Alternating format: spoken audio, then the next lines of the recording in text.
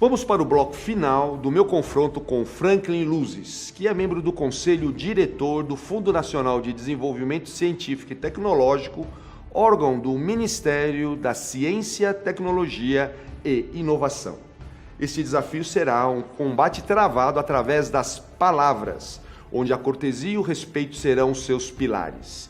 Como anteriormente já disse, meu mentor, o patriarca Muyat, chamava essa modalidade de Sijin, ou seja, Guerra das Línguas. O terceiro e último bloco começará agora, aqui, no nosso encontro na Vida Kung Fu.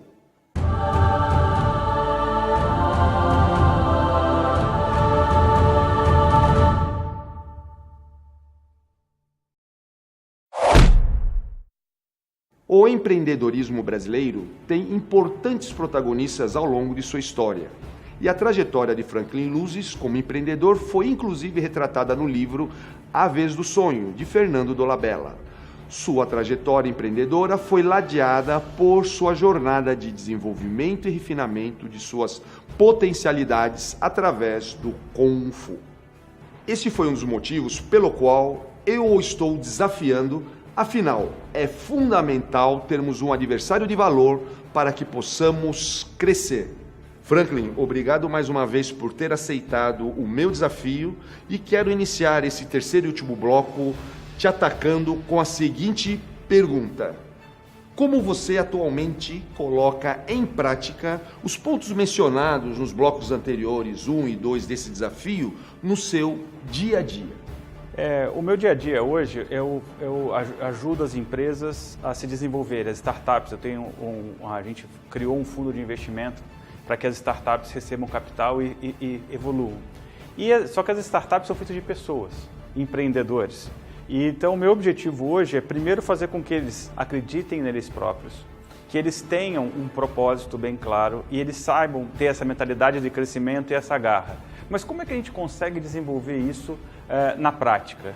O primeiro tema é o que eu chamo de descoberta. Eu acredito que todas as pessoas podem se desenvolver, podem crescer.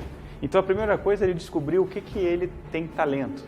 E quando eu falo talento, mais uma vez, é o que ele com esforço coloca em prática, se desenvolve para que aprender e crescer.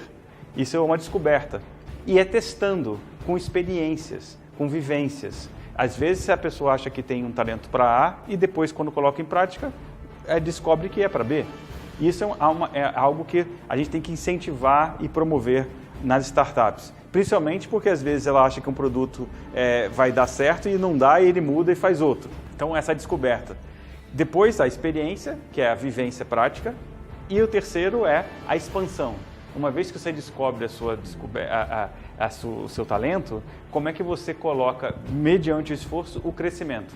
Que é o que eu divido entre talento, a diferença de talento e êxito. O talento é quando você usa a sua habilidade com esforço e dedicação para com o tempo você se aperfeiçoar. O êxito é quando você usa essa habilidade em prol de um objetivo. E é isso que a gente tenta, que é a última fase. Como é que a gente, já descoberto o talento, conseguimos chegar ao nosso êxito? Que é, no fundo, o crescimento da empresa e o sucesso dela.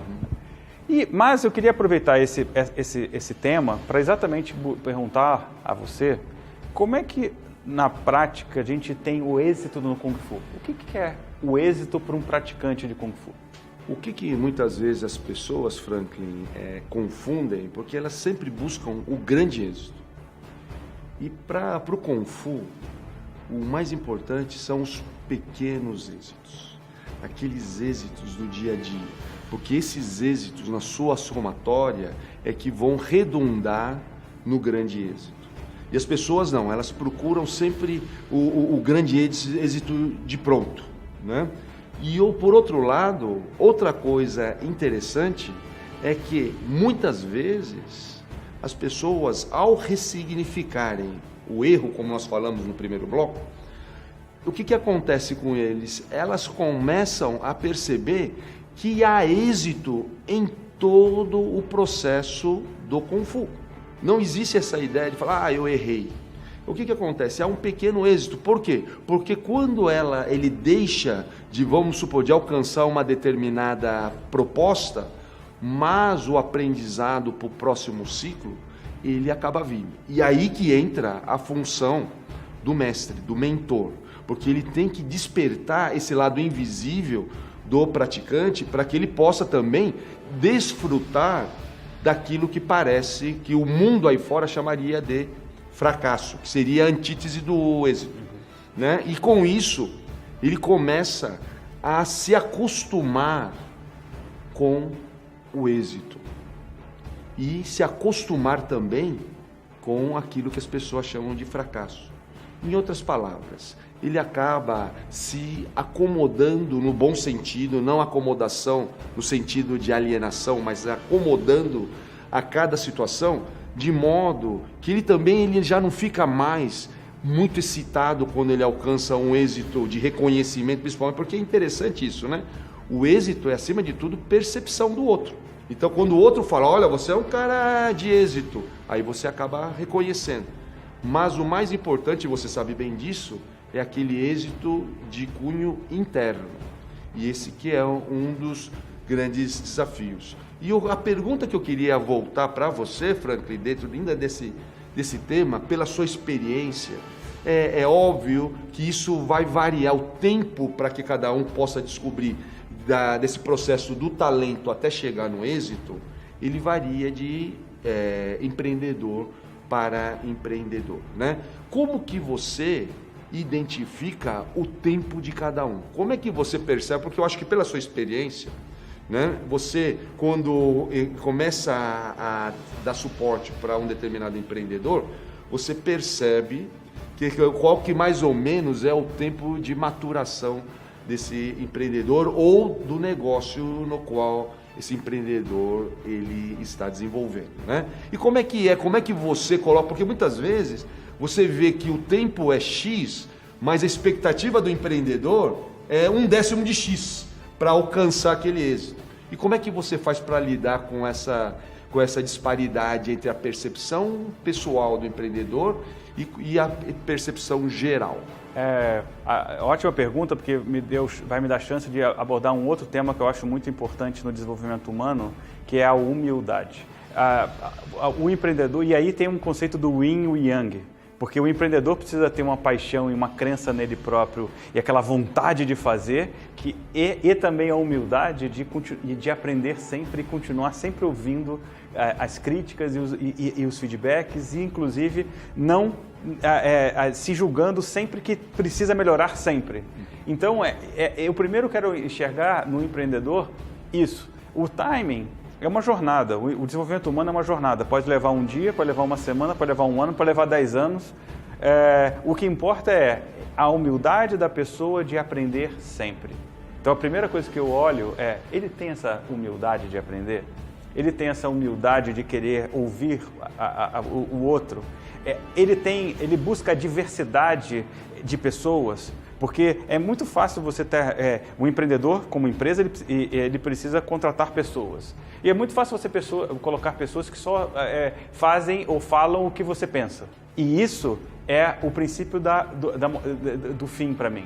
Então, ele consegue lidar com pessoas diferentes, ele recruta pessoas diferentes, ele aceita ser desafiado por elas.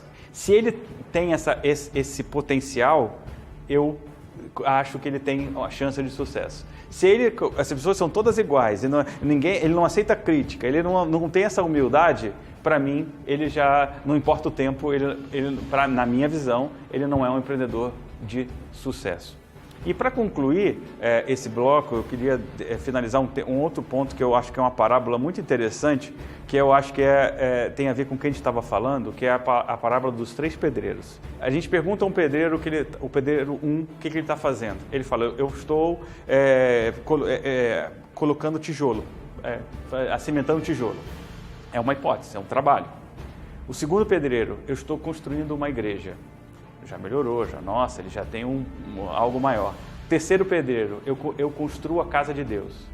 Então, para mim, o que eu incentivo as pessoas a buscarem é o propósito que elas fazem na vida delas, sejam elas pessoais ou profissionais, para que você diga que está construindo, não de cunho religioso, mas sim de estar fazendo algo relevante que você se orgulha e que, para quem está de fora, pode você estar botando um tijolo em cima do outro, mas dentro de você, e aí pegando a linha com o que você falou, você está construindo algo muito maior, que nesse exemplo da parábola é a casa de Deus. Muito bom, muito obrigado. E como pudemos ver mais uma vez, é possível que a vitória no combate possa ser desfrutada por todas as partes, inclusive por você que está aí nos assistindo. Assim encerro o meu desafio, na certeza que todos fomos vitoriosos. E quero mais uma vez agradecer, Franklin, esse agradecimento final, porque realmente você abrilhantou o nosso desafio, como estava esperando, e espero que também nós pudermos estar à altura, né, da sua capacidade, porque é assim que os adversários acabam se desenvolvendo, né? Por isso acredito que tivemos um ótimo combate. Um forte abraço e até o nosso próximo encontro na Vida com Fogo.